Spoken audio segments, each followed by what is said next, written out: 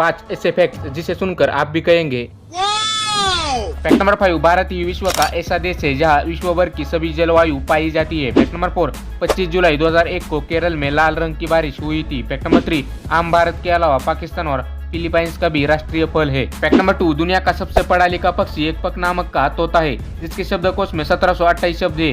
यह 1995 से ही Guinness Book of World Record में जगह बनाए है। फैक्ट नंबर 1, आज हल्दी घाटी के युद्ध के 300 साल बाद भी वहाँ की जमीनों में तलवारें मिल जाती है। दोस्तों, ऐसे ही नॉलेजेबल फैक्ट्स के लिए अपने चैनल को सब्सक्राइब जरूर करें। धन्यवाद।